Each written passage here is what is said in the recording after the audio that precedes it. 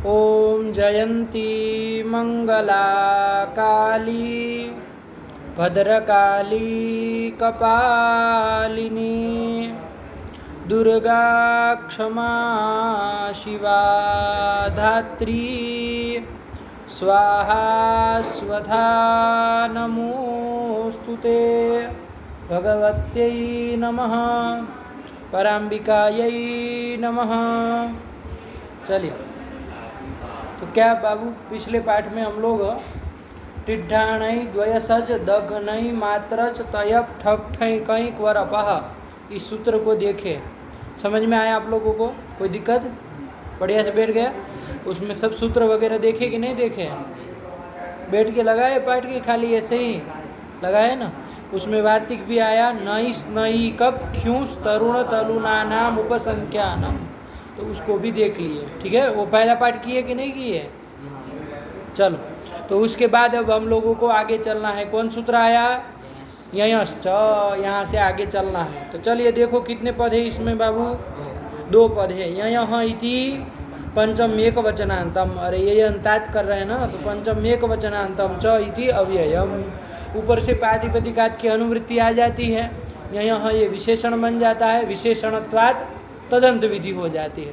तो ययंतात प्रातिपदिकात स्त्रियाम गिप स्या, स्त्रियाम का अधिकार चल ही रहा है, गिप की अनुवृत्ति भी ले आना। कहाँ से आ जाएगा गिप? ऋण्यभ्यो गिप। हाँ, देख लीजिएगा, अष्टाध्यायी में देखना चाहिए कि कौन पद की कहाँ से अनुवृत्ति आ रही, तब ना अर्थ बना पाएंगे। तो यही आपका कर दिया अर्थ। क्या कर दी वृत्ति? ययंतात प्रातिपदिकात स्त्रियाम गिप स्यात्, ययंत प्रातिपदिक से यही प्रत्ययांत कोई प्रातिपदिक हो तो उससे क्या होता है? स्त्रीत्व की विवक्षा में गिप प्रत्यय होता है। तो चलिए देखा जाए, उदाहरण दिया कुछ? यहाँ तो नहीं दिया, अगले सूत्र में देखो दिया है। क्या दिया? गार्गी। तो ये तो बना दिए गिप करके गार्गी। तो ययंत से हमको करना है, तो पहले ययंत बनाओ। क्या बनाओगे? ययंत गार्ग्य, है ना? कैसे बना है गार्ग्य? गर्गादिभ्यो, यहीं आया था ना, गोत्रापत्ये, कि गर्गादि गणपठित प्रातिपदिकों से, षष्ठ्यंत प्रातिपदिकों से क्या होता है? यहीं प्रत्यय होता है। किस अर्थ में होता है? गोत्रापत्य अर्थ में होता है। तो करो, यहाँ पर क्या विग्रह करेंगे हम लोग? गर्गस्य गोत्रापत्यम, पुरुष रहेगा, मान लीजिए पुमान रहेगा, तब तो वहाँ गार्ग्य हम लोग बना चुके थे। ठीक है ना? अब मान लीजिए गर्गस्य गोत्रापत्यम स्त्री, गर्ग की गोत्रापत्य कोई स्त्री है, स्त्रीत्व की विवक्षा है, तो क्या होगा? तो अब प्रक्रिया करनी है। तो करो, गर्ग से क्या कर लिया जाए? गोत्रापत्य अर्थ में यहीं कर लिया, यहीं का यो रहेगा। इस यहीं कैसा है? ईथ है। तो गर्ग में आदि अज को किस सूत्र से? तद्धितेश्वत सूत्र, साफ साफ बोलो, तद्धितेश्वत चामादे है, इस सूत्र से आदि अज को वृद्धि कर लो। और गर्ग के अकार का क्या कर लेंगे? यस्य तिच से अकार का लोप कर देंगे।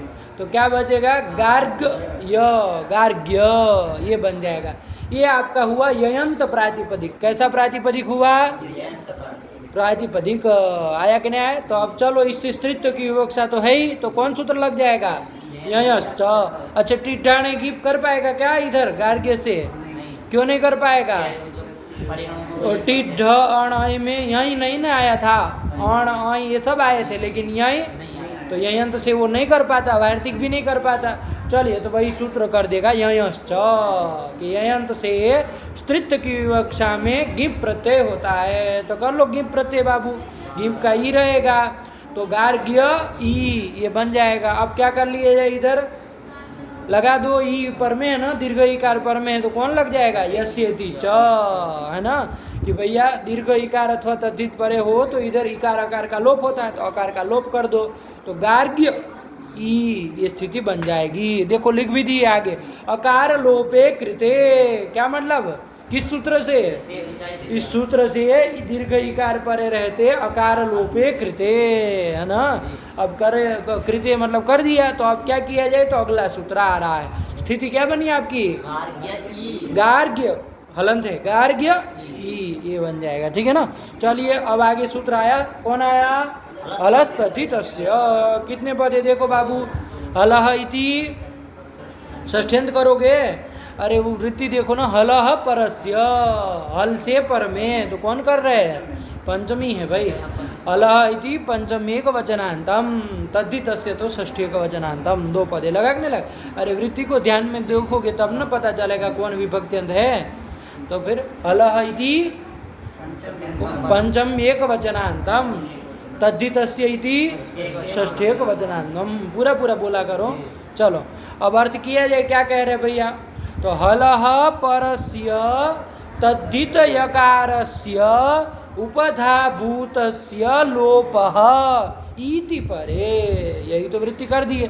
अब ये सब अनुवृत्ति कहाँ से आई, ये सब आप अष्टाध्यायी में देख के लगा लीजिए, है ना, कि भाई इति की अनुवृत्ति कहाँ से आई, ये सब तो आप कर ही लेंगे, ठीक है ना। तो चलिए अभी अर्थ किया जाए, क्या कह रहे हैं? हल से पर में तद्धित यकार का लोप होता है भैया। हल से पर में तद्धित यकार हो, क्या हो?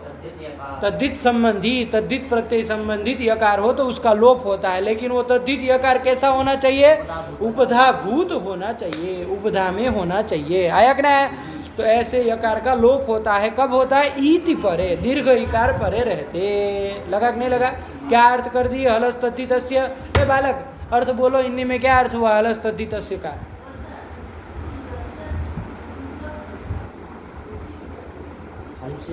हाँ, यकार का, और तद्धित यकार कैसा? उपधाभूत, उपधा संज्ञक होना चाहिए। ऐसे यकार का क्या होता है? कब होता है? निमित्त क्या मांगा? इति मतलब दीर्घ इकार परे रहते। आया कि नहीं आया? दीर्घ इकार परे रहते। आया कि नहीं? नहीं समझे? आया कि नहीं? तो चलो अब लगाओ यहाँ पर गार्ग्य ई, ये स्थिति थी, दीर्घ इकार पर में है कि नहीं है? गिप का दीर्घ इकार पर में है, तो इधर तद्धित हल से पर में, हल कौन हो जाएगा? ग, गकार हल हो जाएगा। उससे परे तद्धित संबंधी यकार है, यह है। अरे वो यही प्रत्यय तद्धित था ना, तो उस यकार का लोप कर दो। लेकिन वो कैसा होना चाहिए? उपधाभूत होना चाहिए। तो उपधाभूत है कि नहीं है? कहाँ उपधाभूत है? अरे इकार परे रहते, आपको देखना है ना। अरे वो अकार का जो लोप किए थे कि नहीं किए थे, ऐसे तीचर से, उसको मान करके ये उपधा न होगा, तो उसी को मान करके, इकार को मान के उपधा नहीं बनाना है, ध्यान रखना। अरे इकार परे रहते हमको उपधाभूत यकार का लोप करना है, तो वो अकार जो लोप कर दिए उसको मान करके उपधा हो जाएगा। तो इस यकार का क्या कर दिया जाए? लोप कर दिया जाए, तो लोप हो जाएगा यकार का। तो क्या स्थिति बन जाएगी? गार्ग ई, मिला दो, गार्गी। गर्गस्य गोत्रापत्यम स्त्री गार्गी, ऐसे ही तो बनाया।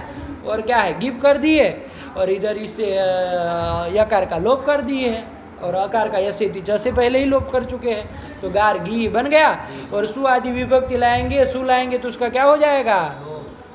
अलग्यादि लोप हो जाएगा। हलग्याभ्यो दीर्घात सुतिस्य प्रकृतम हल, इस सूत्र से क्या हो जाएगा? लोप हो जाएगा। तो गार्गी, गौरी की तरह, नदी की तरह रूप चल जाएगा, गार्गी, गार्ग्यो, गार्ग्य, तो ऐसे चल जाएगा। चलिए अब आगे चला जाए, तो ये गार्गी बना लिया, फिर आगे चले। कौन आया भैया? अच्छा कोई एक प्रश्न करे, चलो आप लोगों को पूछा जाए, आप लोग उत्तर दीजिएगा। ययश्च सूत्र बनाया इन्होंने, है ना, गिव करने वाला। क्या अर्थ किया? ययंत से, ययंत प्रातिपदिक से पर में स्त्रीत्व की विवक्षा में ये कहा है। तो यहीं भी तो प्रत्यय हैं, तो टिड्ढाणे में यहीं पढ़ देते हैं। साथ ही साथ बहुत सारे प्रत्यय परिगणित किए थे, ढ, अण, ऐ, उसी में यहीं भी पढ़ देते। साथ ही में पृथक सूत्र बनाने की क्या आवश्यकता थी? समझे कि नहीं? अरे उसमें बहुत सारे 11 प्रतीत के अलावा 11 प्रत्यय ही तो थे, तो उसके साथ यहीं पढ़ देते, तो वही सब लग जाता। अरे टीदादि में यहीं भी आ जाता, तदंत जो अदंत प्रातिपदिक गार्ग्य हो जाता, उस स्त्रीत्व की विवक्षा में गिफ हो जाता, तो साथ ही में न पढ़ देते। पृथक सूत्रम किमर्थम, कहाँ अनुवृत्त्यर्थ? हाँ यही है, प्राचाम स्फत अद्धिता। हाँ, इसमें हमको यहीं की अनुवृत्ति ले जानी थी, अकेले यहीं की, और किसी की नहीं ले जानी थी, इसलिए पृथक बने। यदि साथ में पढ़ते तो सबकी साथ में जाती अनुवृत्ति, प्राचाम स्फत अद्धिता में सब चले जाते, तो ऐसा नहीं ना करना था, इसलिए पृथक सूत्र कर दिए। आया कि नहीं? नहीं समझे? हाँ ध्यान रखिए। तो यही है प्राचाम स्फत अद्धिता। देखो ययश्च के तुरंत बाद का अष्टाध्यायी का सूत्र है, ययश्च था 4 1 16 और ये 4 1 17। कौन? प्राचाम स्फ तद्धितः। तो चलो इसका भी अर्थ किया जाए। कितने पद है पहले बोलो? कौन कौन? प्राचामिति षष्ठी बहुवचनांतम, स्फ इति प्रथमा का एक वचन रहेगा तो स्फह बनेगा ना। स्फ लिखे है भाई, अरे स्फस्तद्धित ऐसे करना चाहिए ना। प्रथमा का एक वचन में सु रहता, नपुंसकलिंग रहे करते तो स्फम तद्धित ऐसा कहते। स्फ है, पंचमी तो स्फात कहते। स्फ प्रत्यय तो करना है हमको, विधेय। तो लुप्त प्रथमाकम, ध्यान से बोलो, लुप्त प्रथमाकम पदम। आया कि नहीं आया? अरे भाई प्रथमांत रहेगा तो विसर्ग न होना चाहिए, और नपुंसकलिंग करो तो स्फम, ज्ञानम की तरह स्फम होना चाहिए। कुछ नहीं है, विभक्ति दिख ही नहीं रही है, तो क्या करेंगे? लुप्त प्रथमाकम पदम। आया कि नहीं? चलो, और तद्धितः तो प्रथम के वचनांत है ही, जान ही रहे 3 पद है इसमें। तो चलो करा जाए भैया, क्या लिख रहे हैं वृत्ति? तो वही यहीं आ गया, तो ययंतात् प्रातिपदिकात् कर ही लेंगे। तो ययंतात् प्रातिपदिकात् स्फः वा स्यात् सच तद्धितः। ययंत प्रातिपदिक से स्फ प्रत्यय होता है। क्या होता है? ययश्च कौन प्रत्यय कर रहा था? ययंत से गीप कर रहा था। कौन कर रहा था? गीप कर रहा था स्त्रीत्व की विवक्षा में। ये कह रहा है कि स्त्रीत्व की विवक्षा में स्फ प्रत्यय होता है। ध्यान रखिएगा, स्त्रीत्व की विवक्षा में ही होगा, स्त्रीयाम का अधिकार आ रहा है। तो ये मत कहिएगा कि स्त्रीत्व की विवक्षा में बस गिप गिन टाप डाप चाप यही होते, स्फ भी होता है ना? हो रहा है कि नहीं हो रहा? तो चलो वही लिख रहे, पढ़ो। ययंतात् स्फः वा स्यात्, और ये स्फ प्रत्यय विकल्प से होगा। विकल्प से कैसे कह रहे हैं भाई? कहाँ से अनुवृत्ति आ रही है? प्राचाम कहा ना, प्राचीन आचार्यों के मत में होगा, नवीन आचार्यों के मत में नहीं होगा। तो ये तेन किम फलितम? विकल्प फलितः, विकल्प प्राप्त हो गया। लगा कि नहीं लगा? अरे प्राचीनों के मत में होता है, अन्य आचार्यों के मत में नहीं होता है, तो वही विकल्प का लाभ हो ही जाएगा। तो वही वाह लिख दिए। लगा कि नहीं लगा? तो चल यही कर दिए। तो ययंत से स्त्रीत्व की विवक्षा में विकल्प से स्फ प्रत्यय होता है, और कह दिए सच तद्धितः, और वो तद्धित प्रत्यय माना जाएगा। अब तद्धित उसको क्यों कह रहे हैं अलग से? कुछ प्रयोजन होगा इसीलिए कह रहे हैं। प्रक्रिया देखेंगे तो समझ में आएगा। लगा कि नहीं? तो चलो, आपका ययंत प्रातिपदिक तो हम लोग बना ही लिए थे। गर्गस से गोत्रापत्यम स्त्री करके क्या बना था? गार्ग्य। ये ययंत बनाए थे। अब इससे स्त्रीत्व की विवक्षा है तो स्फ प्रत्यय कर दिया जाए। तो स्फ प्रत्यय कर दो। स्फ में शकार की, मूर्धन्य शकार की क्या हो जाएगी? किस सूत्र से? इससे इत संज्ञा होगी। प्रत्यय के आदि मूर्धन्य शकार की क्या होती है? प्रत्यय आदि शह इत स्यात् करता है ना, और तस्य लोप से लोप कर देंगे तो फ शेष रहेगा। तो गार्ग्य फ ये बन जाएगा। अब यहाँ फ प्रत्यय के आदि, और ये तद्धित भी प्रत्यय है फ, तो उसके आदि फकार को क्या कर लिया जाए? फटगचगाम प्रत्यय आदि नाम। तो फ को क्या हो जाएगा? पहला वाला हो जाएगा आयन। तो फ के स्थान में आयन आदेश कर दो तो आकार मिल जाएगा। तो क्या बन जाएगा? गार्ग्य आयन। अरे फ को ना आयन किए, फ में जो अ था उसको छोड़ दिए, तो वो आयन में फिर वो अ मिल जाएगा। तो गार्ग्य आयन ये बन जाएगा। लगा कि नहीं लगा? इस फ प्रत्यय किसमें किए है? वो तो तद्धित संज्ञक है, वो तो अलग से बता दिए। स्त्रीत्व की विवक्षा में किए, जैसे गिम गिस गिन टाप डाप करते ना, वैसे ही किए है। भ्रांति मत पालना कि और किसी अर्थ में आया है। आया कि नहीं? स्त्रीत्व की विवक्षा में ही आया है। तो चलो, गार्ग्य आयन ये बन गया। अब क्या किया जाए? कार्य करो इधर। ये आयन परे रहते, ये आयन क्या है आपका? तद्धित है, इसलिए इधर क्या हो जाएगा? यस्येति च से, क्योंकि यस्येति च क्या कहता है? इकारे तद्धिते च पर। तो इकार अथवा तद्धित, तो दीर्घ इकार तो अभी नहीं पर में है, गीप नहीं किए है। क्या है पर में? तद्धित है। तो देखो, तद्धित करने का फल भी तो मिल गया। तद्धित संज्ञा साथ में करने का फल भी मिल गया। तो क्या कर लेंगे? इधर यस्येति च से अकार का लोप कर देंगे और मिला दो गार्ग्यायन। तो आप कर लेंगे किस सूत्र से? व्यवहार ये पीछे कर लेंगे तो गार्ग्यायण ये बन जाएगा। बन गया? तो गार्ग्यायण बन गया। चलो वही तो करे। लगा प्राचाम स्फतद्धितः? क्या हिंदी में अर्थ बताओ बाबा, तुम बताओ।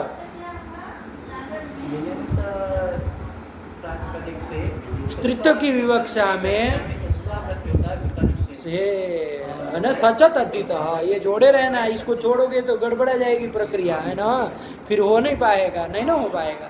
तो चलो, तो इधर गार्ग्यायण ये बन गया। अब क्या करना चाहिए हमको, यहाँ से सू लाना चाहिए, जैसे गार्गी से सू लाए वैसे इससे भी लाओ। ये भी स्त्री प्रत्यय प्रत्यय करने के बाद गार्ग्यायण बना। अब यही ना करना चाहिए, लेकिन आगे एक और सूत्र आ रहा है, उसको भी पढ़ लो लगे हाथ, तो देखा जाए क्या कहता है। सिद्ध गौरादिभ्यश्च, बहुत प्रसिद्ध सूत्र है कि नहीं। तो सिद्ध गौरादिभ्यश्च, देखो कितने पद है इसमें भी, सिद्ध गौर, ध्यान से पद बोलो ना, साफ साफ बोलो बालक, तुम बोलो कितने पद है, बोलो साफ साफ अलग अलग बोलो। इधर भागवत का पाठ नहीं चल रहा है पंडित जी, व्याकरण का चल रहा है, बोलना पड़ेगा इधर। यहाँ तक सत्यम परम धीमहि, खाली सुनने से ध्यान करने से नहीं चलेगा। हाँ बोलो क्या है, कितने पद है बताओ तुम। दो पद, कौन कौन। सिद्ध गौरादिभ्य, ये प्रथमांत है। अरे बाप रे बाप रे बाप, बताओ। हरिभ्य, लड़का कह रहा है हरिभ्य की, ये प्रथमांत कहेगा तो कैसे चलेगा। पंचमी बहुवचनांतम मोर्चा इति अव्ययम हरिभ्यस्त प्रत्यय किया भाई बालक।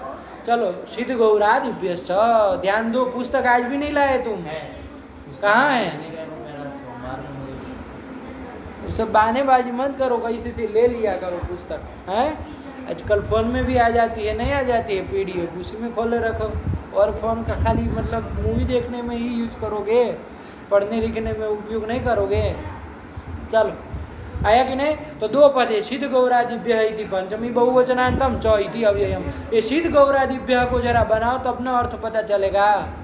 पहले सिद्ध को बनाओ, क्या सिद्ध गौरा स इत ये शाम ते, अरे बहुत सारे हो सकते हैं, एक रहेगा तो बहुत सारे होते हैं तो बहुवचन में ले जाओ।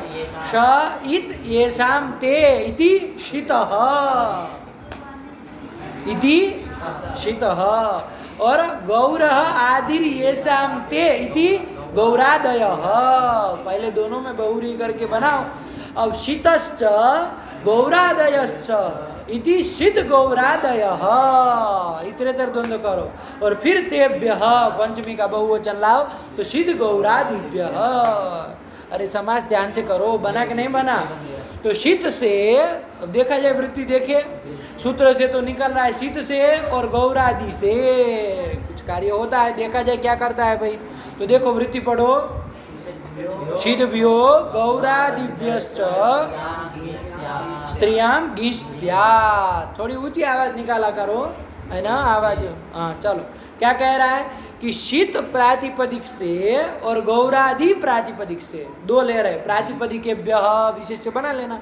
तो शीतभ्य प्रातिपदिकेभ्य और गौरादिभ्य प्रातिपदिकेभ्य स्त्रियां गीष्यात्, गीष है। हाँ चलो, गीष स्यात्, बहुत सरल है एकदम सूत्र कि शीत प्रातिपदिक, शीत मतलब मूर्धन्य शकार ईत है जिसका, ऐसा प्रातिपदिक हो।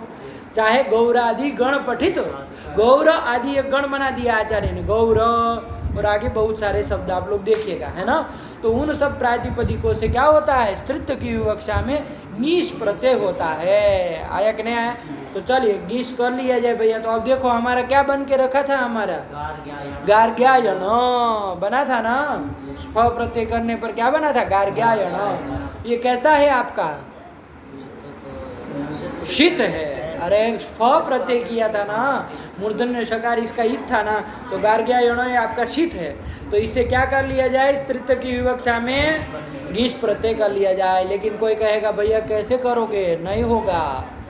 अरे स्त्रीत्व की विवक्षा में तो आपने स्फ प्रत्यय किया था, अब दो दो स्त्रीत्व थोड़ी ना बताना है। अरे वो स्त्रीत्व की विवक्षा में ना आप प्रत्यय किए थे, प्राचाम स्फ तद्धितः, तो फिर उस स्त्रीत्व की विवक्षा में जब एक प्रत्यय कर दिए तो अब जड़ी लगाओगे प्रत्ययों की, नहीं ना होगा, अब नहीं ना होगा। तो कहा कि भैया उसका फिर स्फ प्रत्यय का शीतकरण व्यर्थ हो जाएगा। ध्यान दीजिएगा, बात को समझिएगा। स्त्रीत्व की विवक्षा में आपने स्फ कर दिया, अब फिर उससे गीस नहीं ना प्राप्त होगा भाई। जब एक प्रत्यय आपने कर दिया तो हो गया काम। अब आप प्रत्यय ही प्रत्यय थोड़ी स्त्रीत्व की विवक्षा में करते चलेंगे, जड़ी थोड़ी ना लगेगी इधर। तो चलो तो क्या करेंगे फिर, वो जो फ प्रत्यय किया था उसको शीत किया था आचार्य ने, वो शीतकरण उसका व्यर्थ हो जाएगा, क्योंकि फ ही प्रत्यय कर देते, फ को आयन हो जाता तो गार्ग्यायण बन ही जाता, शीतकरण व्यर्थ हो जाता। वही व्यर्थ होके क्या कहेगा कि यहाँ पर गीस प्रत्यय फिर से स्त्रीत्व की विवक्षा में हो जाएगा। कोई दिक्कत नहीं, आया कि नहीं आया, लगा ना, ध्यान रखना, इसीलिए होगा वरना नहीं हो पाता। तो चलो शीतकरण सामर्थ्य गीस कर लिया जाए। गीस में गकार की और शकार की संज्ञा हो जाती। देखो ये गीप और गीस में कोई फर्क नहीं होता है, वो बस खाली उसमें पकारित होता है, इसमें मूर्धन्य शकारित होता है। तो इधर की प्रक्रिया में तो ई ही शेष रह रहा, कोई फर्क नहीं पड़ेगा। स्वर वैदिकी में फर्क पड़ जाता है, पित्त करने से कुछ फर्क पड़ जाएगा, मूर्धन्य शकारित करने से कुछ फर्क पड़ जाएगा। कहाँ पर, स्वर वैदिकी में, यहाँ पर प्रक्रिया में कोई फर्क नहीं पड़ेगा। तो चलो कोई बात नहीं, गांव और श की संज्ञा हो जाएगी, ई रहेगा, तो गार्ग्यायण ई ये स्थिति बनेगी। अब क्या लगा दिया जाए, दीर्घ इकार पर में अकार का लोप कर दो, मिला दो, गार्ग्यायणी, सुला के लोप कर देंगे तो गार्ग्यायणी बन गया। तो क्या अर्थ होगा इसका, गर्गस्य गोत्रापत्यम स्त्री, गर्ग की गोत्रापत्य स्त्री, उसको कहेंगे गार्ग्यायणी। तो गार्गी कहो चाहे गार्ग्यायणी कहो कोई फर्क नहीं है ना, एक ही ना बात हुई भाई। गार्गी का भी यही अर्थ था, गार्ग्यायणी का भी यही अर्थ है। तो चलो यही कर लिया, लगा। तो देखो बना भी दिया गार्ग्यायणी। फिर क्या दे रहे हैं, नर्तकी, नर्तकी बना रहे हैं। तो नर्तकी पहले नर्तक बनाओ, नृत धातु है, तो इससे कौन कर लिया जाए प्रत्यय, कौन सूत्र है, देखो आज देख करके आए तो कितना फायदा है। शिल्पिनी श्वन, क्या कहता है ये, क्या क्या क्या अंड लगा रहे, शिल्पिनी है, शून प्रत्यय होता है, धातु से होता है। चलो लेकिन किस अर्थ में बोला, शिल्पिनी, शिल्पीय अर्थ में भाई। अरे शिल्पी नहीं कहा ना, शिल्पीय अर्थ नहीं कहा, शिल्प शिल्पी नहीं कहा। तो देखो शिल्प किसको कहते हैं पहले ये समझो। शिल्प मतलब क्रिया कौशलम शिल्पम, किसी क्रिया में कौशल होना है ना, उसको कहते हैं शिल्प। जैसे मूर्ति बनाने की कला है ना, क्रिया है एक, तो उसमें मान लीजिए किसी के पास कौशल होता, हम लोग बनाएंगे तो अंडबंड बना देंगे, लेकिन बहुत सारे उसके तो वो हुआ शिल्प, क्रिया में कौशल होना, ये क्या है, शिल्प। और तदवान, शिल्प वाला जो होगा उसको कहेंगे शिल्पी। आया कि नहीं आया, मतलब कला का, कला जानने वाला जो व्यक्ति होगा उसको कहेंगे शिल्पी। अंदर करो, शिल्पी नहीं अर्थ है, मतलब वो कौशल वाला जो व्यक्ति है उस अर्थ में, कर्ता अर्थ में करेंगे। लगा कि नहीं लगा। तो चलो यही तो नृत्य धातु से कर लिया जाए भैया, शून प्रत्यय कर लिया जाए। नृत्य धातु किस अर्थ में है, गात्र विक्षेप, नाचने अर्थ में है, अंगों का विक्षेप करना है ना। तो चलो नाचने अर्थ में है तो कर लो, नृत्य धातु से शून प्रत्यय कर लो। तो शून कर लेंगे, शून में शकार और नकार चले जाएंगे, वो बचेगा, वो को अक भी कर लेंगे यू और नाको से, तो नृत्य अक। और क्या कर लिया जाए, इधर गुण कर लिया जाए, किससे, अरे वो इगंत अंक को करता है ना भाई, पुगंत लघु पदस्य च, इससे गुण कर लिया जाए तो नर्त अक मिला, तो नर्त अक। नहीं समझे, कहाँ तुम घुमा रहे हो क्या, अरे वो सब कर लो अब, है ना, लघु पद अंग है ही ना, तो अर्ध धातु पर में है तो गुण कर लिया जाए। तो क्या करना है, तो नर्तक, पुरुष रहेगा तो नर्तक कह देंगे, लेकिन यदि स्त्री होगी मान लीजिए तो उसको क्या कहेंगे, तो फिर नर्तक शब्द से, ये देखो कैसा है आपका, गौरादिगण में आया। अरे पगलेट शीत, शीत है भाई, शून प्रत्यय किया है ना, कौन प्रत्यय, शीत प्रत्यय न हुआ है। तो चलो ये शीत प्रातिपदिक है, तो इससे क्या कर लिया जाए, स्त्रीत्व की विवक्षा में गीश कर लिया जाए, और गीश का ई रहेगा, नर्तक में अकार का यश से लोप कर देंगे, मिला दो, नर्तकी बन जाएगा, सु लाएंगे तो लोप कर देंगे, नर्तकी। क्या अर्थ होगा नर्तकी का, कौन सी शिल्प भाई, अब नृत्य धातु से की है ना, नाचने की कला वाली जो नाचने के कौशल वाली जो स्त्री है उसको कहेंगे नर्तकी। यदि पुरुष रहेगा तो नर्तक कहेंगे, है ना। चलो वही लिख दिया होगा, अर्थ नर्तकी का लिखा है 5 नंबर, नर्तनशीला ऐसे लिख दिए। नर्तन की कौशल वाली ऐसे करना चाहिए ना, खाली शीला क्या, शीला स्वभाव वाली। अरे कौशल होना चाहिए। मान लीजिए नाचने का स्वभाव तो बहुतों का होता है, स्वभाव होना अलग बात है, कौशल होना अलग बात है। आना भी तो चाहिए, वरना तो छोटे बच्चे भी तो नाचते हैं, स्वभाव होता है उनका नाचते, लेकिन कौशल नहीं ना होता है। तो फिर चलो, तो शिल्पी अर्थ में सुन किया है ना, तो थोड़ा ध्यान से अर्थ करना चाहिए। इन्होंने स्वभाव अर्थ लेकर के निपटा दिया है ना, लेकिन ऐसे नहीं करना चाहिए। नाचने का कौशल वाली, नाचने की जो क्रिया है वो कौशल वाली जो स्त्री है उसको कहेंगे नर्तकी। लगा ना, कौशल वाली, ठीक है ना। चलो यही लगाना, अब अपने से करो ये सब चीज़ें। तो नर्तकी बना। तो ये 2 शीत के उदाहरण दे दिए, कौन कौन, और नर्तकी। और ऐसे कोई भी और भी शीत प्रातिपदिक रहेंगे तो उससे भी हो जाएगा। अब गौरादिगण का उदाहरण अब दे रहे बालक। तो चलो गौरादिगण में सबसे पहले आया गौर। तो गौर से भी कर लो भैया, स्त्रीत्व की विवक्षा में क्या कर लिया जाए, गीश कर लो। तो गीश कर लेंगे तो क्या बन जाएगा, गौरी बन जाएगा, है ना, गौरी। फिर उसमें गौरादिगण में अनुडुह शब्द भी आया है। गौरी का क्या अर्थ होगा, गौर वर्ण वाली स्त्री, आया ना। भगवती पार्वती का भी एक नाम है गौरी, है ना।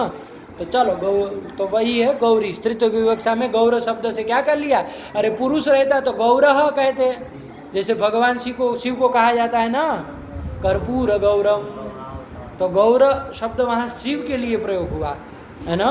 ये तो गौरह कह देंगे, यदि स्त्री होगी तो गौरी कह देंगे, गीश कर लिया। और क्या है, चलो आया कि ना। अनुडु शब्द आया, किसका वाचक है अनुडु शब्द, बेल का वाचक है। तो बेल का वाचक रहेगा तब तो पुल्लिंग में चलेगा, अनडवान उसका बनेगा, है ना। बनाए ना हम लोग अनुडु शब्द का अनडवान। लेकिन मान लीजिए स्त्री होगी, है ना, गाय तो होगी, तो वहाँ पर स्त्रीत्व की विवक्षा में अनुडु से क्या हो जाएगा, गीश हो जाएगा। तो क्या स्थिति बनेगी, स्थिति बोलो ध्यान से। अनडूह बोल रहा है, पूरा बोल रहा है। अनडूह हकारांत शब्द है, उसको पूरा बोल रहा है। क्या बोलोगे, अनडूह हकारांत शब्द है भाई, हलंत है, अकारांत नहीं है, इसीलिए पूछे। अनडूह ई आया ना, हलंत है तो हलंत बोलो। चलो अनडूह ई, है ना, बोलोगी तब ना पता चलेगा कि कहाँ गलती कर रहे हैं। अनडूह ई ये बन जाएगा। अब क्या कर दिया जाए, मिला देना चाहिए, लेकिन एक वार्तिक है उसको थोड़ा ध्यान से लगाना। 6 नंबर टिप्पणी देखो, अंड बंड नहीं, 6 नंबर टिप्पणी में क्या लिखे हैं, वाह वाच्य, तो पूरा पूरा बोलो ना, आम अनुडूह करने से नहीं। आम अनडूह स्त्रियाम वाह वाच्य, ये वार्तिक है। क्या है इसका अर्थ, कि अनडू शब्द से स्त्रीत्व की विवक्षा में विकल्प से आम प्रत्यय होता है। आया कि नहीं आया, अनडू शब्द को क्या होता है, स्त्रीत्व की विवक्षा में विकल्प से होता है, यही कह रहा है। तो यहाँ अनुडू शब्द है, स्त्रीत्व की विवक्षा भी है, तो आम इसको क्या कर दिया जाए, विकल्प से कर दिया जाए। आम देखो मिथ है, कैसा है, मिथ है। तो मिथ है तो मिथ जो अंत्यात पर से अंतिम से पर में होगा। वैसे प्रत्यय तो पर में होना चाहिए, है कि नहीं, प्रत्यय परश्च पर में होना चाहिए, लेकिन मिथ होने के कारण, जैसे स्नम प्रत्यय मिथ होने के कारण अंतिम से पर में होता, वैसे ये भी अंतिम से पर में होगा। तो अनुडू में अंतिम कौन है, तुम ही बताओ, ऊ है, आया ना। तो उससे परे कर लो आ, हाँ, और इसमें कर लो संधि कार्य, यण कर लोगे ना, तो अनडवाह ई, अब मिला दो अनडवाही, बना के नहीं बना। और ये आम विकल्प से होता है, तो जब नहीं करोगे तो अनुडू में सीधा वो किसका ही मिला देंगे, तो अनुडू ही। तो 2 रूप तो बना दिए वहीं पर, अनुडू ही अनडवाही। अरे आम कर दिए तो क्या रूप बना, आम किससे किया, देख के बोलो ना, ज्यादा विद्वान काहे बन रहे हो, अभी पढ़े हो तो सूत्र क्या, हाँ इस वार्तिक से किया। अरे वार्तिक भी सही से नहीं बोल पाते, तब फिर चलो। तो इससे आम कर दिया, तो अनड़वाही नहीं होगा तो अनुडु ही बन गया। गीस तो कर ही लिए थे। चलिए, ये अनुडु में गीस कैसे हुआ? ये शीत नहीं ना था, गौरादि गण में आया है, इसलिए हुआ। आया कि नहीं? चलिए अब आए आगे, क्या लिख रहे हैं? आकृति गणोयम। भैया ये गौरादि गण क्या है? आकृति गण है। तो ऐसे और भी कोई शब्द होंगे मान लीजिए जिसमें गीस किया हो स्त्रीत्व की विवक्षा में, और उसको करने वाला अन्य कोई सूत्र विद्यमान, तो उसको गौरादि गण में मान लेना। आया कि नहीं? अब किसी को भी नहीं मान लेंगे, कुरुचरी को इसमें मान के नहीं करेंगे। अरे उसको तो करने वाला है ना सूत्र। आकृति गण का मतलब जानते हैं कि नहीं जानते हैं? अरे इस तरह, हाँ, आकृत्या स्वरूपेण गणीयते इति आकृति गण, उसका स्वरूप देख करके, है ना। मान लीजिए कोई ऐसा शब्द मिले जो गीस करने पर ही बनता हो और कहीं अन्य सूत्र से गीस हो नहीं सकता हो, तब उसको इस गण में मान लेना। हाँ, तो चलो कोई बात नहीं, तो बन गया, ये बन गया आकृति गणोयम, लग गया। यही है सिद्ध गौरादिभ्यश्च। बोलो बालक, हिंदी में अर्थ बताओ, संस्कृत में ही बताओ। चलो, सिद्ध प्रातिपदिकात् सिद्ध भी, अरे जो लिखा वैसे बोलो ना, अपने से थोड़ी न बनाना है। सिद्धः गौरादिभ्यश्च प्रातिपदिकेभ्यः स्त्रियां गीस स्यात्। क्या तुम बोलो जी? सिद्धभ्यः प्रातिपदिकेभ्यः गौरादिभ्यः प्रातिपदिकेभ्यश्च स्त्रियां गीस। एक बार भी आगे बोल दोगे तो चल जाएगा ना, दो बार बोलने की जरूरत नहीं। वो आपको समझाने के लिए बोला कि भाई वो अलग अलग जोड़ना है ना, कि शीत जो प्रातिपदिक, चाहे गौरादि गण पठिक जो प्रातिपदिक, उससे स्त्रीत्व की विवक्षा में गीस होता है। ये ध्यान रखना है, गीस गिप में गच्च पच्च मत करना है ना, फंस जाएगा मामला। यहाँ तो प्रक्रिया में फर्क नहीं पड़ेगा, लोग जैसे तैसे बोल देते हैं। सिद्ध गौरादिभ्यश्च हम ही नहीं बोल दी कि गिप, अरे गिप नहीं, गीस है वो, है ना। अरे कहीं नहीं तो नेट की परीक्षा में फंस जाओगे। देता है ना वो, गौरी इत्यत्र कह प्रत्यय गिप गीस गिन एकोपि न, ऐसे कर देता है। अब उलझ जाएगा आदमी, गिप कर देगा। ऐसे नहीं, गीस है वो। आया ना, तो ध्यान से। और वैसे भी हमको नेट के लिए खाली नहीं चलना है, वो स्वर वैदिकी में फर्क पड़ जाएगा, अनर्थ हो जाएगा। अरे स्वर में फर्क पड़ जाएगा ना, तो चलो इसलिए ध्यान से करना, गीस होता है। लग गया? आगे चला जाए बाबू, बहुत हो गया। फिर क्या आया सूत्र? वयसी प्रथमे। कितने पद है? वयसी इति सप्तम एक वचनांतम और प्रथमे इति सप्तम एक वचनांतम। प्रथमे वयसी, सूत्र में इतना ही है कि प्रथम वय में। हिंदी में अर्थ करो, क्या अर्थ होगा? प्रथम वय में। आया कि नहीं? अब सूत्र वो अनुवृत्ति ला करके अपने से वृत्ति बना लो, फिर नीचे का देखा जाए क्या लिख रहा है ना। क्या ले आओगे ऊपर से? स्त्रियां में आ ही रहा है, और गिप की अनुवृत्ति, ऋण्यभ्यो गिप से गिप आ जाएगा, और प्रातिपदिकात का अधिकार भी चल रहा है। अजाद्य स्टाफ से अतः की अनुवृत्ति ले आना, तो अदंतात प्रातिपदिकात स्त्रियाम गीस गिप गिप स्यात्। आया कि नहीं? लेकिन ये वयसी प्रथमे को भी तो जोड़ो। कहाँ जोड़ोगे? ध्यान से। क्या बना अभी तक? प्रातिपदिकात स्त्रियाम गिप स्यात्, ये बना। ये वयसी प्रथमे को कहाँ जोड़ोगे? अरे उसमें अर्थ में इसमें जोड़ो। प्रातिपदिक, अदंत प्रातिपदिक होना चाहिए। किसमें कैसा होना चाहिए? प्रथमे वयसी वर्तमानात्, अध्यार कर लेना, तो क्या हो जाएगा? प्रथमे वयसी वर्तमानात् अदंतात प्रातिपदिकात् गिप स्यात्, स्त्रियां गिप स्यात्। क्या बोलो तुम? बोलो जोर से बोलो, थोड़ा ऊंचे से, हम नीचे नहीं सुनते। प्रथमे वयसी अदंतात, प्रथमे वयसी वर्तमानात्, प्रथमे वयसी वर्तमानात् अदंतात प्रातिपदिकात् स्त्रियां गीप स्यात्। हाँ, ये अर्थ बना। बोलो प्रथमे वयसी वर्तमानात् अदंतात प्रातिपदिकात् स्त्रियां गीप स्यात्। बोलो बालक। प्रथमे वयसी वर्तमानात् प्रातिपदिकात् स्त्रियां मीप स्यात्, कि प्रथम कैसा प्रातिपदिक? जो प्रथम वय में, प्रथम वय, देखो वय कितने प्रकार की होती है जानते हैं? वही मतलब क्या समझते हैं? अरे अपने की अवस्था होती है ना, बाल्यावस्था, वृद्धावस्था जैसी। तो वही कितने प्रकार की होती है? 3 प्रकार की होती है ना, सामान्य रूप से हम जानते हैं। जैसे बाल्यकाल की एक वय हो गए, बाल्यावस्था कह देते हैं। फिर युवावस्था कह देते और वृद्धावस्था। 3 तरह की वय हम लोग जानते कि नहीं जानते? तो उसमें जो प्रथम वय कौन हो? बाल्यावस्था होगी, कुमारावस्था जो होगी उसी को ना प्रथम वय कहेंगे। तो प्रथम वय में वर्तमान जो प्रातिपदिक, प्रथम वय को बताने वाला जो प्रातिपदिक, और वो कैसा होना चाहिए? अदंत होना चाहिए। तो उससे स्त्रीत्व की विवक्षा में क्या होता है? गीप होता है। लगा कि नहीं लगा? नहीं आया? यदि युवावस्था अर्थ में वर्तमान कोई प्रातिपदिक रहेगा तो होगा, वृद्धावस्था में होगा तो नहीं ना होगा, तब नहीं हो पाएगा। प्रथम ये वयसी आया कि नहीं? तो वही लिखे है। अब वृत्ति पढ़ो, क्या लगाया इन्होंने? प्रथम वयो वाचिन अदंतात स्त्रियाम गीप्स्या, जोड़ के लिख दिए। बात वही ना है, लेकिन किस तरह से अर्थ बन रहा है अनुवृत्ति ला करके ये भी तो जानना चाहिए। अब इन्होंने तो सब जोड़ करके लिख देते हैं, है ना, कि भाई प्रथम वयो वाचिन अदंतात, कि प्रथम वय का वाचक जो अदंत प्रातिपदिक, उससे स्त्रीत्व की विवक्षा में गीप होता है। बात वही की वही है। लगा कि नहीं लगा? चलिए, क्या उदाहरण दिया? कुमारी। तो कुमार है, क्या है? कुमार, ये प्रातिपदिक है, अदंत प्रातिपदिक। ये किसको बता रहा है? किस वय को बता रहा है? कुमार। प्रथम वय को न बता रहा है। जो 3 तरह की वय आपको बताई उसमें कौन सी वय को बता रहा है? प्रथम वय को बता रहा है ना, प्रथम वय को ही बता रहा है। तो इससे स्त्रीत्व की विवक्षा में क्या हो जाएगा?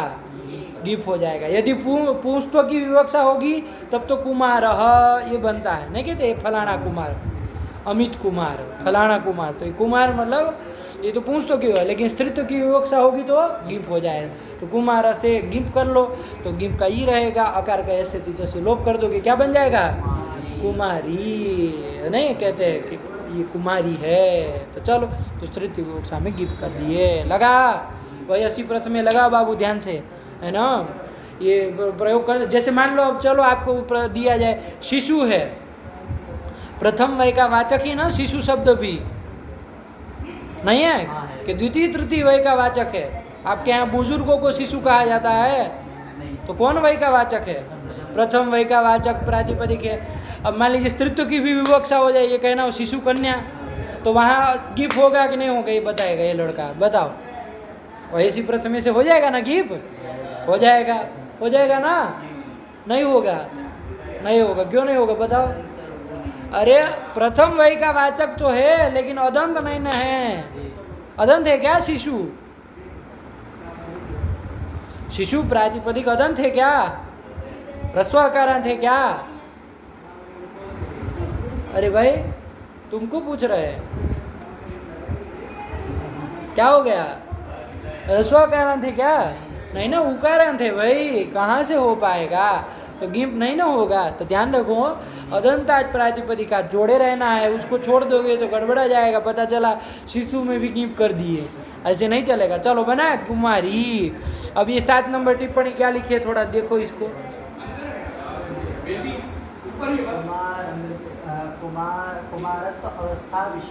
कुमारत्वम अवस्था विशेषः। ये कुमारत्व क्या है? एक अवस्था विशेष का नाम है। चलो क्या लिख रहे हैं, आगे पढ़ो। कौमारम पंचमाब्दांतम पौगंडम दशमावधि कैशोरम पंचदशाद यौवनम तु ततः परम। कहीं का श्लोक प्रमाण के रूप में लिख दिए कि भैया कुमार किसको कहते हैं। ये नहीं, हम अपने मन से नहीं कह रहे कि ये कुमार इसको कहेंगे। देखो ये श्लोक क्या कह रहा है। कौमारम पंचमाब्दांतम, पंचम अब्द पर्याय, अब्द मतलब वर्ष, 5 वर्ष तक जो वही जो होता है उसको वो कौन कहा जाता है? कौमार, मतलब कुमार अवस्था वो कही जाती है 5 वर्ष पर्यंत। बहुत अच्छा श्लोक है, ध्यान रखिएगा, है ना। किसको कुमार कहा जाए? यहाँ 18, 20 साल को कुमार कह देते है कि नहीं है। 30 साल का हो गया तो भी कुमार चलता है। अरे क्या कुमार? अरे कौमारम पंचमाब्दांतम, 5 वर्ष तक जो हो तो कुमार अवस्था। फिर पौगंडम दशमावधि, 10वीं अवधि पर, 10वें वर्ष पर्यंत, मतलब 5 से 10 साल तक उसको क्या अवस्था कहे? पौगंड, पौगंड उसका नाम है। चलो अवस्था का। फिर कैशोरम पंचदशा, 15 तक, कहाँ से लेके? अरे 10 के बाद से 11 से लेके 15 वर्ष तक कैशोर, किशोर अवस्था, उसको किशोर कहा जाता है। आया कि नहीं आया? और यौवनम तो ततः परम यौवनम, उसके बाद यौवन चालू होता है। मतलब कौन से वर्ष से? 16 से वो युवा कहलाएगा, युवावस्था चालू होती है। 15 तक वो प्रथम वय ही चल रही है, ध्यान रखना। अरे आपने तो कह दिया 3 वय है नहीं? वो 3 तरह की बाल्यावस्था, युवावस्था और वृद्धावस्था। लेकिन बाल्यावस्था कहाँ तक, कौन से तक कहा जाए? युवावस्था कहाँ से कहाँ तक कही जाए? वृद्धावस्था कहाँ से कहाँ तक मानी जाए? तो देनी पड़ेगी ना व्याख्या आपको। तो क्या कहेंगे, कहाँ तक? हाँ, और 16 से लेके युवावस्था चलती है। आया कि नहीं आया? और वो कब तक जाएगी, अब उसका प्रमाण आप ढूंढिए। 60 तक जाएगी आजकल की परिभाषा के अनुरूप देखा जाए तो। 50 तक मान लिया जाए चलो, और 50 के बाद वृद्धावस्था। आया कि नहीं आया? आजकल जिस तरह का भारत में चल रहा है ना, जिस तरह की व्यवस्था आजकल चल रही है, आप लोग ध्यान दीजिए, तो 18 तक बाल्यावस्था में मानते हैं। देखो ना, मत भी नहीं देने देते आपको, मतदान नहीं कर सकता है ना। 18 का जब होता है तो वो कहते हैं अब युवा हुआ तो इसको मतदान करने दिया जाए। तो आजकल की जो परिभाषा भारत में चल रही है उसके अनुसार कह रहे 18 तक वो प्रथम वय चलती है। 18 के 19 से वो क्या माना जाता है? युवा माना जाता है। और कहाँ तक चलता है वो? 60 तक, क्योंकि तब रिटायर कर देते हैं उसको, नौकरी वोकरी में 60 तक कर सकता है, तब तक चलती है। और उसके बाद फिर कहते हैं अब तो ये सीनियर सिटीजन हो गया है ना। रेलवे आदि में भी देखेंगे तो 60 के बाद का वो देते हैं, ठीक है ना। तो चलिए, तो ये माना जाता है। लेकिन हमको तो शास्त्रीय एक व्यवस्था देनी पड़ेगी कि नहीं देनी पड़ेगी? तो चलो, लग गया कि नहीं लग गया? हमको प्रथम वय दिखानी थी तो उसमें श्लोक दे दिया, ठीक हुआ। अब आगे क्या लिख रहे, पढ़ो बाबू। कौमार यौवन वृद्धत्व भेदात 3 वयांसी। देखो लिख भी दिए कि कौमार अवस्था, यौवन अवस्था और वृद्धत्व के भेद से 3 तरह की वय होती है, 3 प्रकार की वय होती है। कौन 3 बाबू? कुमारावस्था भी कह दो, कोई दिक्कत नहीं। कुमारावस्था, युवावस्था और वृद्धावस्था करके वही 3 तरह की होती है। और आगे कुछ और भी लिख रहे, पढ़ो आगे। आयुषः चतुर्भागैः चत्वारिवा। अच्छा, कोई कोई लोग 4 भाग भी करते हैं। हम लोग तो वय के 3 भाग कर दिए। सुनो क्या, अरे जब पढ़ रहे तो उसमें देखो, जब समझा रहे तब उसमें घुसे रहते हैं आप लोग। लकीर के फकीर बनना है क्या? क्या कहे आचार्य ने? पहले तो 3 भेद किए, लेकिन कोई कोई आचार्य कहते हैं कि भैया 4 अवस्था होती है। हम आयुष 100 साल की आयुष्य मानते हैं, तो उसके 4 भेद, 25-25 साल के 4 तरह के भी हम लोग भेद करते हैं। आया कि नहीं? तो जो श्लोक आया ना उधर, प्रथमे नाधिता विद्या, द्वितीय नार्जितम धनम, तृतीय पुण्यम, चतुर्थे किम करिष्यति। तो ये श्लोक से क्या पता चल रहा है? 4 अवस्था है। तो वही की 4 अवस्था, आयुष्य के 4 भाग करके 4 भेद भी वही के करते हैं। तो उसके अनुसार देखेंगे तो प्रथम वही कहाँ से कहाँ तक आएगी? 25 साल तक आएगी। लगा कि नहीं लगा? तो ये सब चीज़ें ध्यान रखिए, ये सब परिभाषा देनी पड़ेगी। आप करेंगे कि प्रथम वय का वाचक प्रातिपदिक, तो प्रथम वय मतलब क्या, तो ये सब जरूरत पड़ेगी कि नहीं पड़ेगी? तो चलो कोई नहीं, यदि 3 भाग करे 15 तक आएगा ये श्लोक के अनुसार, और यदि 4 भाग करे तो 25 साल तक की जो अवस्था है तदवाचक कोई प्रातिपदिक रहेगा तो उस स्त्रीत्व की विवक्षा में गिम प्रत्यय हो जाएगा। जैसे उदाहरण दे दिया, कुमारी, किशोरी, किशोरी भी बन जाएगा। अरे किशोर अभी तो प्रथम वय का वाचक प्रातिपदिक हुआ, अदंत भी है कि नहीं? अदंत भी है, तभी हो पाएगा, वरना शिशु की तरह नहीं होगा। तो किशोरी गिम कर देंगे तो बन गया। और कौन शब्द है बताओ, प्रथम वय के वाचक अदंत प्रातिपदिक? क्या षोडशी? प्रथम वय का वाचक कहना है। अब वो बहुत सारे अलग अलग प्रमाण आपको मिलेंगे तो उसको आप लगाते रहिए। हमने आपको प्रथम वय किसको कहते हैं बता दिया।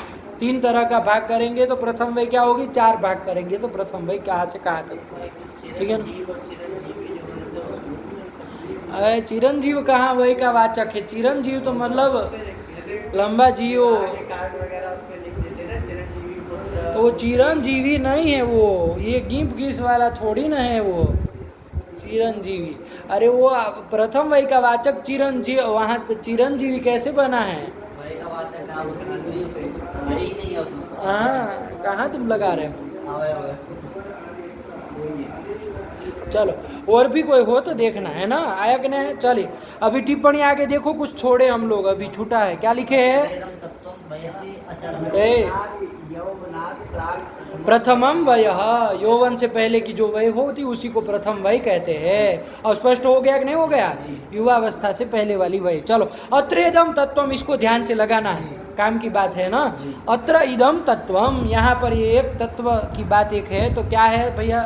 पढ़ो। वयस्य चरणे इति वार्तिक बले न, देखो ये वार्तिक पढ़ा है भगवान वार्तिककार ने, क्या? वयसी अचर में, कि भैया आपने वयसी प्रथमे कहा ना, ये वयसी प्रथमे न कह करके क्या कहो? वयसी अचर में, मतलब चरम वय को छोड़ करके, अचर में, चरम मतलब अंतिम, वो अंतिम वय को छोड़ करके कोई भी वय का वाचक अदंत प्रातिपदिक होगा तो उससे गिप होता, ये कहो, ध्यान रखना। चरम वय कौन होती है? वृद्धावस्था, उसको छोड़ करके और कोई वय का वाचक अदंत प्रातिपदिक हो तो उससे क्या होता है? गिप होता है, ये कहना चाहिए। अब इससे लाभ क्या होगा बताओ हमको? अब युवा अवस्था का वाचक भी कोई यदि अदंत प्रातिपदिक होगा तो उससे भी तृतीय की कक्षा में गिप हो जाएगा। लाभ हुआ कि नहीं हुआ? वरना सूत्र से नहीं हो पाता, वयसी प्रथमे से हो पाता। जैसे वधूट शब्द है, क्या है? वधूट, नवविवाहिता स्त्री होती है तो उसको वधूटी कह देते हैं। गोप वधूटी दुकूल चौराया, है ना? तो वधूटी मतलब नवविवाहिता जो स्त्री है ना, उसको कहते हैं वधूटी। तो देखो वधूट है तो इससे स्त्रीत्व की विवक्षा में गिप करना है। अब आपका ये वार्तिक न हो, वयसी प्रथमे गिप कर पाएगा क्या? नहीं कर पाएगा, क्योंकि ये वधूट शब्द प्रथम वय का वाचक नहीं है, ये तो जो युवा स्त्री है, नौजवान स्त्री है ना, नौजवान स्त्री है, उसका वाचक है। आया कि नहीं? तो इससे स्त्रीत्व की विवक्षा में गिप नहीं हो पाता। लेकिन वार्तिककार ने क्या कह दिया? अचर में। वार्तिक लगा कि नहीं लगा? कि भैया प्रथमे न कह करके अचर में कह दीजिए, तो अर्थ क्या हो जाएगा? मतलब अंत्य अवस्था से भिन्न कोई भी अवस्था का वाचक अदंत प्रातिपदिक होगा तो उससे क्या हो जाएगा?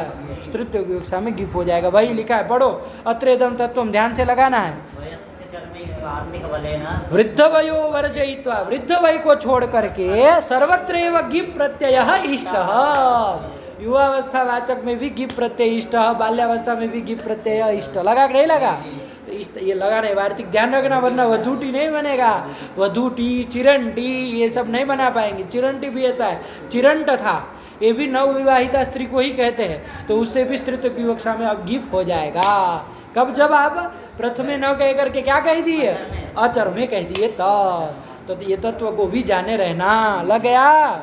वरना फंस जाएगा मामला। चलो तो यही बना लिए, फिर क्या है? आगे चला जाए, बहुत हो गया भाई। वयसी प्रथमे में क्या समय हो गया? 6 समय अभी। चलो चला जाए, अभी 47 मिनट हुआ, आगे चलो। क्या आया?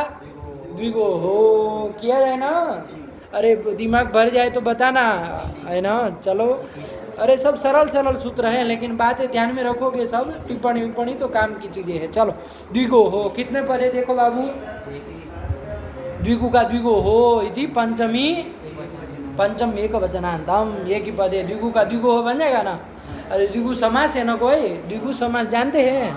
कौन है वो द्विगु संज्ञा करने वाला? संख्या पूर्व द्विगु क्या है? किसकी होती है द्विगु संज्ञा? जैसे वैसे के नहीं, उदाहरण नहीं पूछ रहे, अर्थ बताओ उसका।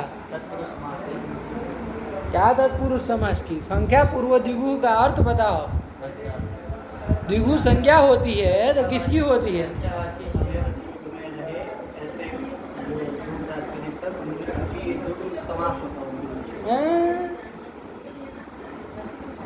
संख्या पूर्व द्विगु समास वमास नहीं पढ़े हैं क्या? तो संख्या पूर्व द्विगु का अर्थ बताओ। द्विगु किसको कहते? द्विगु संज्ञा करने वाला सूत्र है वो, संख्या पूर्व द्विगु।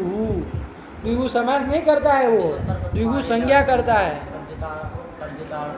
हाँ क्या? वही समास जो होता है उस समाहार वाला उसी को कहता है।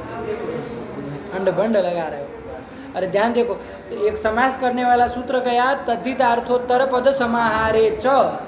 तो क्या करता है वो, तद्धितार्थ के विषय में उत्तर पद परे रहते, चाहे समाहारे वाच्य, समाहार यदि वाच्य होते, तीनों में से कुछ भी हो तो वहाँ पर वो क्या करता है, दिग्वाचक और संख्यावाचक सुबंध का समानाधिकरण सुबंध के साथ समास करता है। आया कि नहीं आया? तो वो समास करने वाला सूत्र वो है तद्धितार्थोत्तर पद समाहारे च। उसके बाद सूत्र आता है संख्या पूर्व द्विगुहु। ये कहता है कि तद्धितार्थोत्तर पद समाहारे च, इस सूत्र के द्वारा जो समास हुआ, तीन तरह का समास है।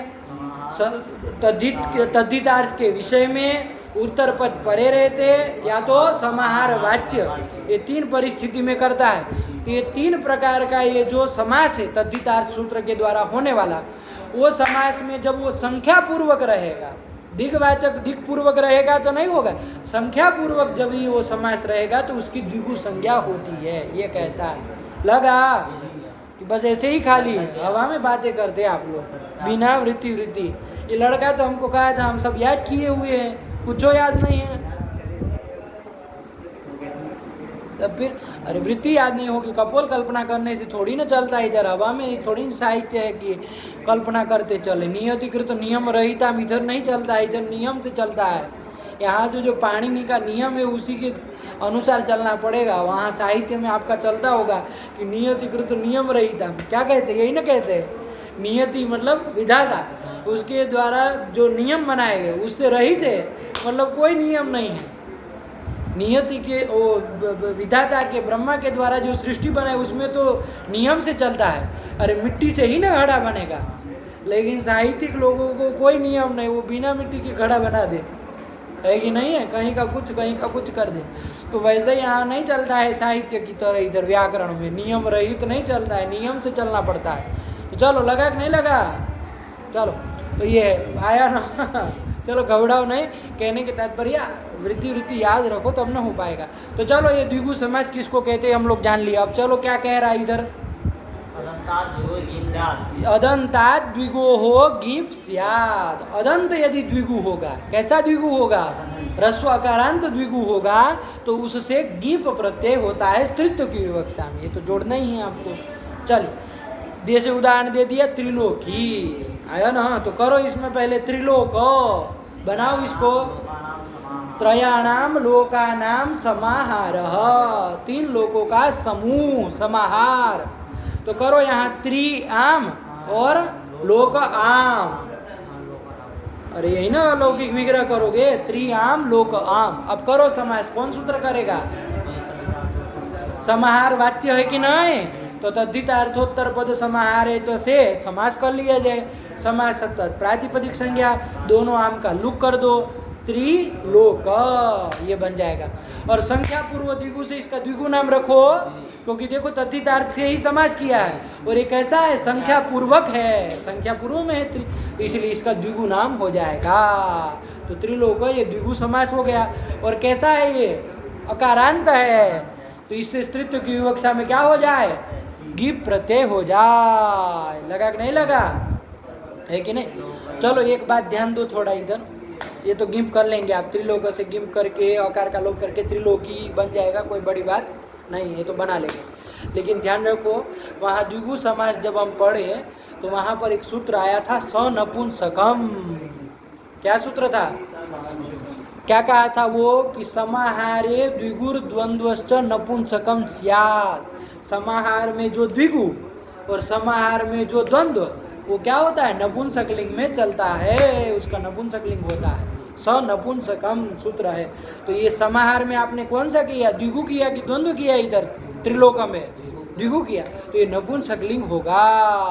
तो नपुंसकलिंग होगा तो स्त्रीत्व की विवक्षा कहाँ आई, अरे जब वो निर्णय कर दिया है स नपुंसकम कि भैया ये नपुंसकलिंग होता है, जैसे पंचानाम गवाम समाहार इति पंचगवम बनाए थे कि नहीं बनाए थे वहाँ पर, तो नपुंसकलिंग न होना चाहिए। कहाँ स्त्रीत्व की विवक्षा है, यहाँ पर नहीं है। तो जब है ही नहीं तो कहाँ से गिफ्ट करेंगे, शंका करेगा कोई, क्या उत्तर देंगे, दो उत्तर, चलो समझे कि नहीं प्रश्न? जी समझ क्या प्रश्न समझे, बोलो। सनपुंसकम सूत्र क्या कह रहा है कि समाहार में जो द्विगु और समाहार में जो द्वंद्व, वो क्या होता है? नपुंसक होता है। तो नपुंसक होता है तो भैया स्त्रीत्व की विवक्षा की कोई चर्चा ही नहीं है। पंचगवम की तरह त्रिलोकम बनाओ, कहाँ है स्त्रीत्व की विवक्षा में गिफ्ट करे? समझे प्रश्न?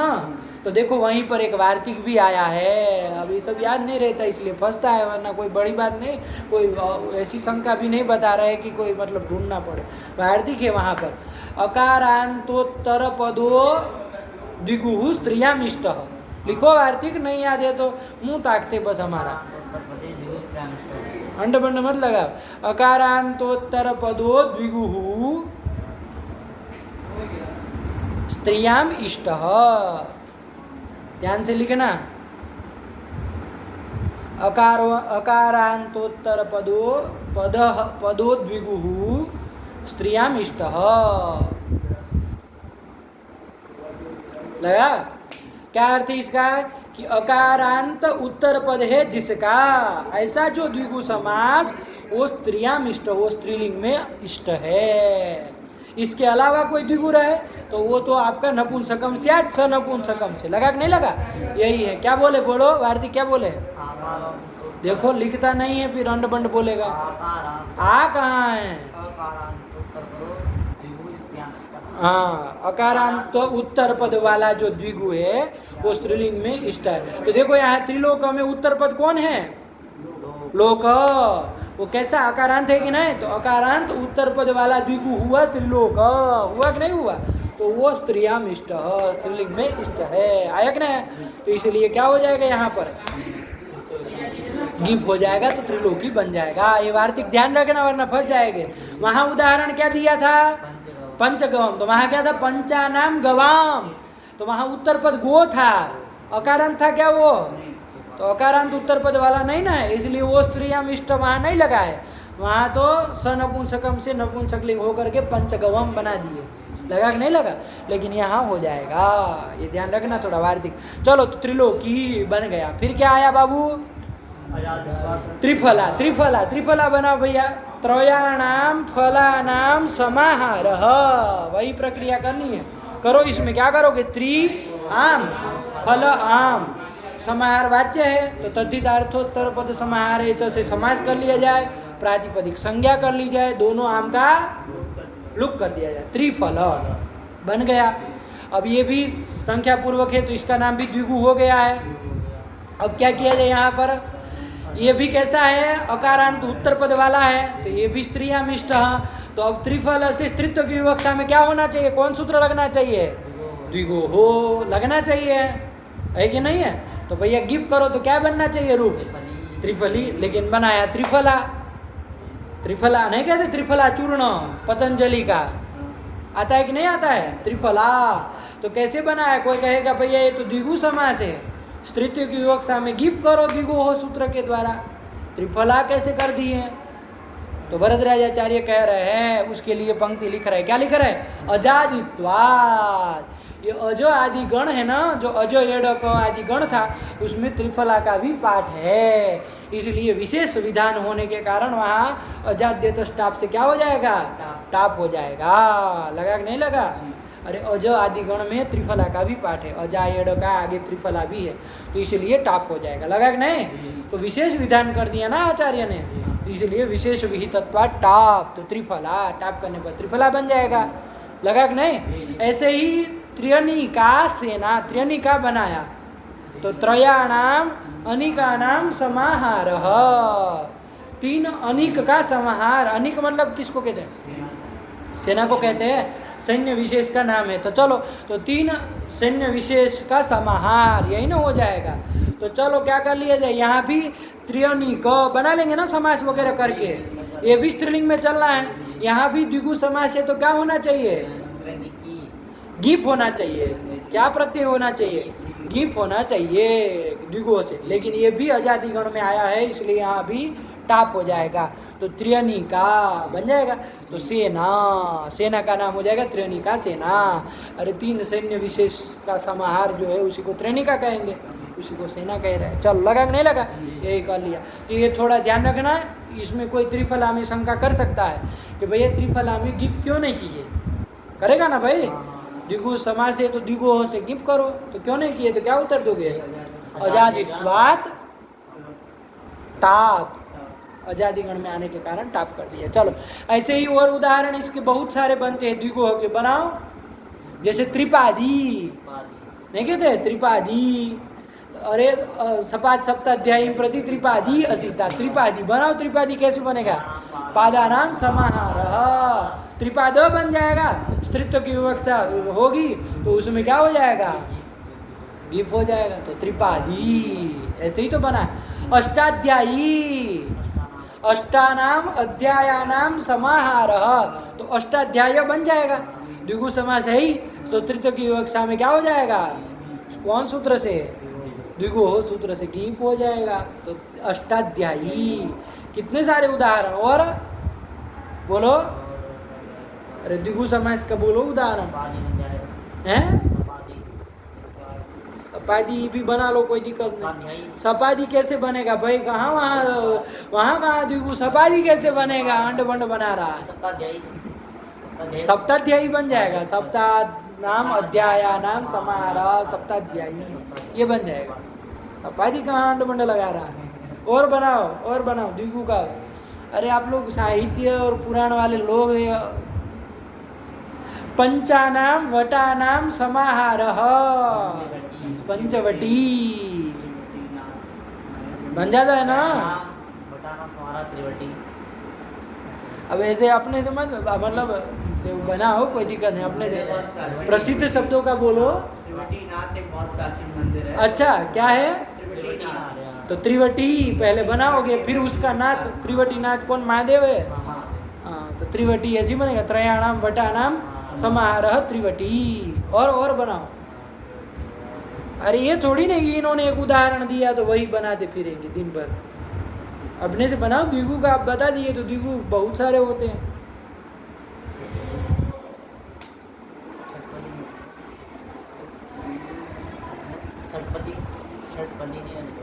हाँ, तो करो अब ध्यान से। सप्तपदी करो उसमें। अगर बनेगा तो भ्रमरी का वाचक हो सकता है। अगर षटपदी बनेगा तो भ्रमरी का वाचक हो जाएगा। हाँ, तो फिर बहुरी करेंगे तो ये नहीं लगेगा। आप ये कहेंगे 6 पैर है जिसके, ऐसी भमरी आप कहेंगे, तब फिर ये द्विगु नहीं रहा, ये बहुरी हो गया। फिर ये नहीं करेगा। फिर आप अलग व्यवस्था अपनी देखिए कैसे बनेगा। मतलब फिर दूसरा सूत्र देखिए, दूसरा कुछ देखिए, ये नहीं कर पाएगा। ये तो द्विगु होगा तभी करेगा, है ना? द्विगु में ही न करेगा, इसलिए ध्यान से। तो ऐसे वो और भी देखिए, प्रयोग आते हैं तो लगाना चाहिए। द्विगु हो से कहाँ होता है, तो वही कर लिया। अदंता द्विगु हो गिप स्यात् बन गया। एक बार पढ़ लो बाबू, सूत्र वृत्ति सब पढ़ लो। द्विगु हो पढ़ो। त्रिलोकी अजादित्वात् त्रिफला त्रिनिका सेना बन गया कि नहीं बन गया? चलिए यही तो कर दिए हैं। ठीक, चलो आगे क्या है? वर्णाद अनुदात्तातो पदातो नः, ये सूत्र आ रहा है। चलो अब रखा जाए। 1 घंटा जितना समय हो गया बहुत हो गया, इतना लगा के आइए। फिर याद भी कर लीजिएगा ना। याद करते कि नहीं करते हैं?